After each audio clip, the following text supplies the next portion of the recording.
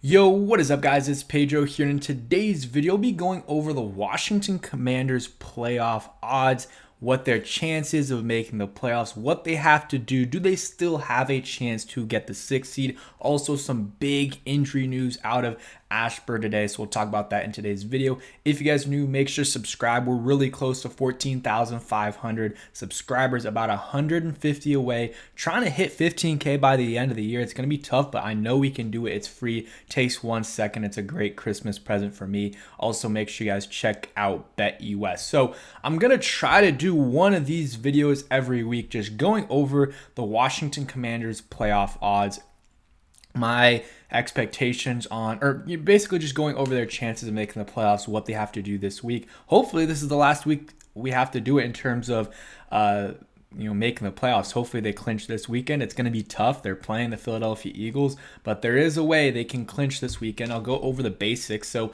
if they win and Atlanta loses, then the Commanders get in the playoffs because, I mean, yeah, technically some other things have to happen, but the Rams and the Seahawks will play week 18 of the season. So unless they tie there, which is unlikely, it's one of those things is going to happen eventually. But yeah, the Commanders, all they got to do is win and an ATL loss.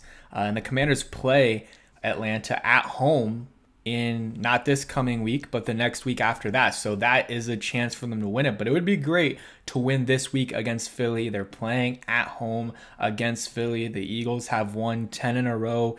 They're due for a loss. I'm not saying we're going to win, but I actually think we have a chance to win. I would not be surprised if the Commanders win this game. I might pick them to win this game. I know a lot of after seeing what we did against the Saints, a lot of people are going to call me crazy. And after seeing what the Eagles did, to us a few weeks ago and just did to the Steelers, I know people are going to call me crazy, but it is what it is. But yeah, those are kind of the odds on the playoffs right there. Or not the odds, but what the Commanders have to do right now. Next Gen Stats has the Commanders at an 83% chance to make the playoffs. Some other sites have it's really like 83 to 91 depending on what site you look at. But if they win, it goes to 94. If they lose, it doesn't drop too much because they're expected to lose. It drops to 77%. The big game is the Falcons game, and Michael Penix is starting that game. So I think it's good that the Commanders get to play him his second week because he has played a little bit so far, but not a lot. So getting a start under his belt before he plays us, it might be beneficial to him, but getting some film will be good for the Commanders as well. It'll be at home. I expect them to win that game, and that's really what determines things. They also play the Cowboys last week of the season. They should win that game as well, but you never know with the Commanders and what happened last week, or not last week, but the last time that they played the Dallas Cowboys. That was a disaster. But really, you win this Atlanta game and you're basically in unless something crazy happens. But if you win against the Eagles, you're also basically in. You just have to win one more game and Atlanta has to lose a game, but obviously it's very easy if you just beat Atlanta and they, that gives them the loss and gives you the win that you need, and you're basically in. So that's the game that really matters. It's a must-win game, but this game's big too. It's a divisional game. Would love to get that win, still have a chance to get that 6th seed if possible. Also, there's some other things going on, like possibly the Lions could get that 1 seed. Or sorry, not the Lions. The Eagles could get that 1 seed if the Lions lose another game or so. I'm not sure what the tiebreakers are, but I know the record's close. If the Lions lose a game, and then when they would get the 2 seed, just assuming they still are the division leader, but I don't care. I mean, I'd rather play the Lions or the Vikings over the Eagles.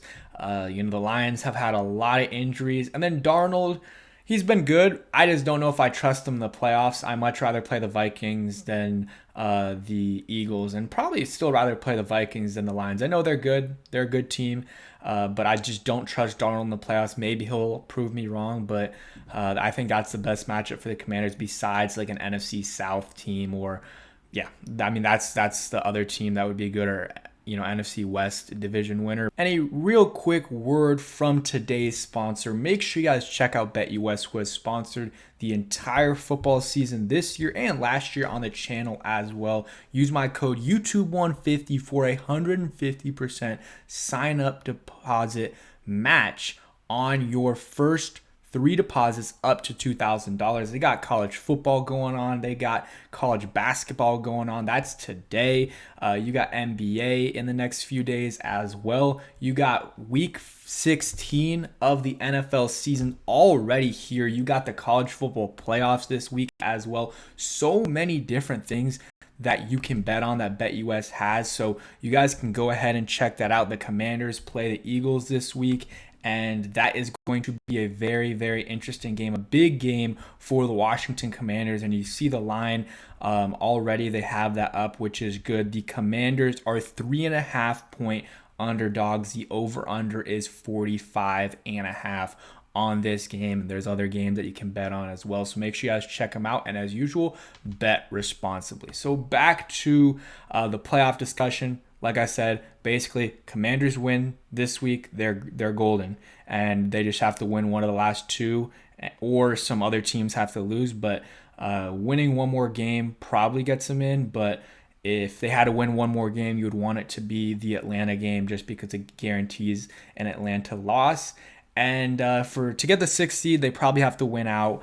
And then the Packers have to lose to the Vikings. If that's the case, if that happens, I believe the Commanders would get the 6th seed, which would be cool. It would be good as well. They don't have to play some of those top teams. Some other news. Didn't talk about it yesterday. I made a video on Tyree Jackson, the Commanders signing him, and what it means for maybe Zach Ertz's injury, and if he plays this week. So check that out after this. But didn't talk about it. But the Washington Commanders Week 17 matchup against the Falcons, which is a big game, is going to be or has been flexed to Sunday Night Football. So that's a big game for the Commanders, big game for the Falcons. Michael Penix will be playing. So big news there. I'm not a big fan of whenever they flex these games, because I like playing at 1 p.m., getting the day done, and chilling for the rest of the day. But it is what it is. It'll be a big game for sure. And maybe some people, like, you see the comments, some of them are like, it's not that good of a game. But it's a better game than the Dolphins-Browns for sure. Injury update. So Jeremy Chin was out there for practice, had the concussion.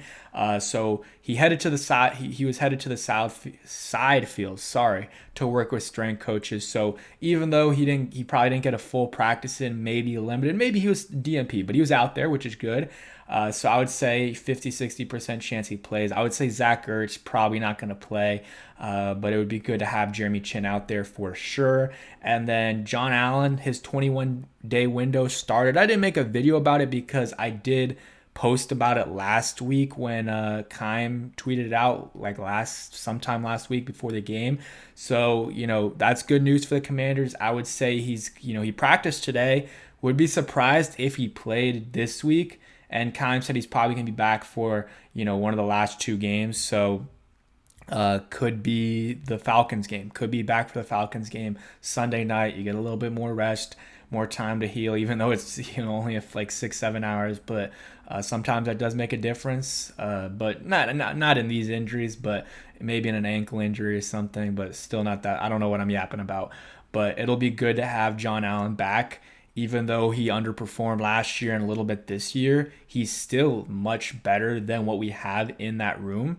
And he's the best pass rusher out of any of the defensive tackles. Deron Payne, he had a good game last week against the Saints, but haven't seen a lot out of him in terms of the pass rushing. I think John Allen, when he's on, he's one of the better defensive tackles in the league. So hopefully him getting back from the injury, getting time to just relax, chill, learn the defense a little bit more. He just had a kid, so congrats to him on that. I think that'll be, could have been good for him, all that, stuff, and could, motivate him a little bit more. So here's the injury stuff. Okay, so Cosme DNP illness, hopefully he's good, but he'll be fine for the game. Zach Ertz DNP, interesting there, because something to catch. He's always on rest, so on Wednesday. So it'll be interesting to see tomorrow. Zane Gonzalez and Zane Gonzalez was out today because he had his kid. So congrats to him on that one. And why am I blanking on the other kicker's name? Why am I blanking on the other kicker's name? Let me pull it up here. But the other kicker, he had a kid as well. So both the kickers had a kid on the same day. What are the odds of that? Greg Joseph. I don't know why I keep blanking on his name. Like I know he played for the Vikings before and stuff like that, but both of them were out today because they had a kid. The chances of that happening, just absolutely insane coincidence there. Jaden Daniels' birthday. The other guys, Terry McLaurin, rest. Deron Payne, limited. Dante Fowler, full. Luke McCaffrey, limited. Luvu, limited with rest. Clelin Ferrell, rest. Like, all these guys are good. Tyler Biotis was out there. John Allen limited already. That's good.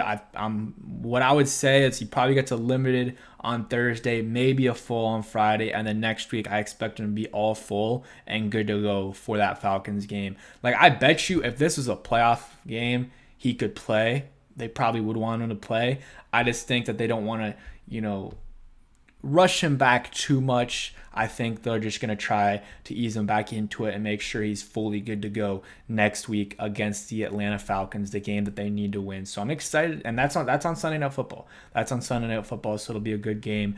Hopefully it's not a good game. Hopefully the Commanders are whooping the Falcons, and we don't have to worry about anything. But knowing us, it might not happen, but yeah, that's it for today's video. Quick injury update for y'all. Today is really not a big day for injuries in terms of knowing what it's going to mean for the rest of the week. But good news on Jeremy Chin, at least seeing him as a limited. And then John Allen back there is good. Tomorrow is probably the big day when these guys aren't resting. See what their injury designations are, like Zach Ertz and some of the other guys on this list. And then playoff chances, talked about that. You guys know. Commanders win against Atlanta. They're basically in, but would be nice to get the 6th seed too. But that's it for today's video. Hope you guys did enjoy. If you did, hit that like button, subscribe if you guys are new, and comment down below John Allen, whatever. He's coming back next week, hopefully. So just go ahead and comment down below John Allen if you stay to the end.